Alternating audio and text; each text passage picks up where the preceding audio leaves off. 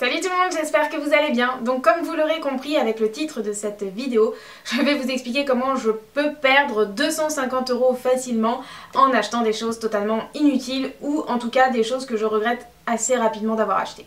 Comme vous, je suis une abonnée et par conséquent je craque sur plein de choses vers lesquelles on m'oriente, que ce soit le marketing ou les youtubeuses blogueuses que je suis.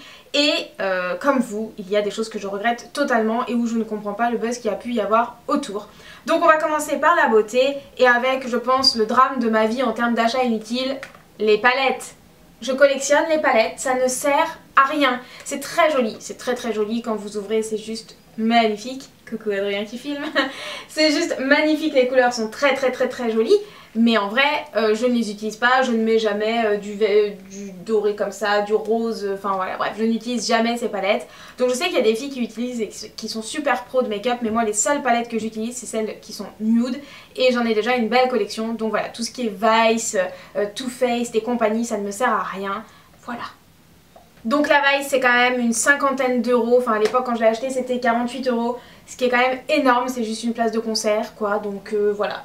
Je regrette puisque je ne l'ai pratiquement pas utilisé. Pour continuer dans les marques qui sont un petit peu chères, on passe à ce rouge à lèvres de chez MAC.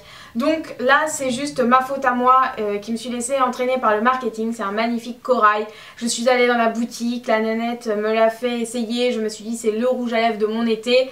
Résultat, je l'ai mis une fois, une seule et unique fois. Le packaging en fait, c'est le packaging. Je crois que j'ai été victime de ce packaging juste magnifique.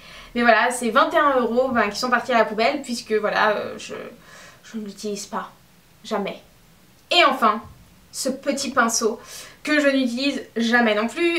Donc c'est un pinceau de chez Sephora pour mettre de la poudre sur votre visage. Alors premièrement, je ne l'ai pas essayé en boutique, j'aurais dû. La nénette, la vendeuse ne me l'a pas fait essayer, mais je me suis dit allez, fais confiance à la vendeuse Sephora. Erreur, très grosse erreur de faire confiance aux vendeuses Sephora. Donc il gratte. Quand vous le mettez là ça gratte, enfin c'est pas un pinceau doux ou agréable ni rien. Et en plus je le trouve mais alors pas du tout pratique. Donc j'ai utilisé une fois pour tester, enfin pour tester pour le mettre parce que je voulais l'utiliser. Et je me suis rendu compte que c'était nul de chez nul, donc je ne l'ai jamais réutilisé. Et le pire là-dedans c'est que c'est un pinceau Sephora et qui m'a coûté la peau des fesses. Puisque je crois que c'était 29 €, quelque chose comme ça. Donc juste c'est hyper cher et tellement de déception autour de ce petit pinceau quoi. On passe à tout ce qui est random avec ce livre, donc A Man Called Ove. C'était l'histoire, enfin c'est toujours l'histoire, hein, d'un mec qui est un peu grognon, la vie lui plaît pas trop, il en a marre, c'est une personne âgée, etc. Et il se passe quelque chose qui fait qu'à la fin il y a une super morale, etc. Mais je ne rentre pas dedans, je n'y arrive pas du tout. Voilà, il y a des livres comme ça où on a l'impression que c'est super quand on lit la 4e de couverture et où on ne rentre pas du tout dedans, donc voilà c'est le cas. En plus moi j'adore lire en anglais, mais lire en anglais ça coûte cher, hein. Donc ce petit livre de poche m'a coûté 14 €. Et voilà, 14 € que j'ai aussi foutu à la poubelle puisque je ne l'ai jamais lu et que ça fait, je sais pas, ça fait depuis 2015 que je l'ai acheté, voilà, le 20 avril 2015, c'est marqué. Voilà, un an sans lire ce livre. Et on en vient à ce qui m'a coûté le plus d'argent, ces deux chemises, que j'aime énormément. Alors la première, elle est trop belle, c'est une sorte de vieux rose comme ça avec des petits flamants roses justement. Elle est très belle. Et la deuxième, elle est bleue électrique. Et alors ces deux chemises m'ont coûté chacune 69 €. Voilà, là c'est la honte.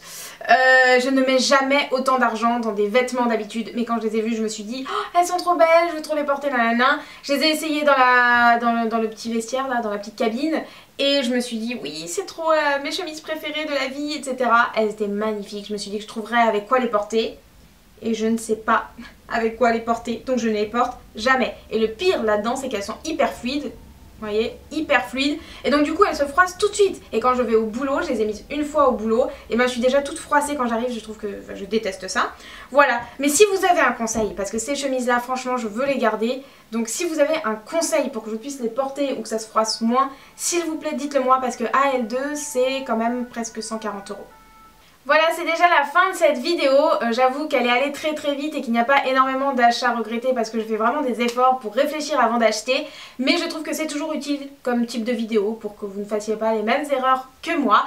N'oubliez pas non plus que la semaine prochaine il y a un vide dressing avec ma copine Charlène au profit de l'endométriose.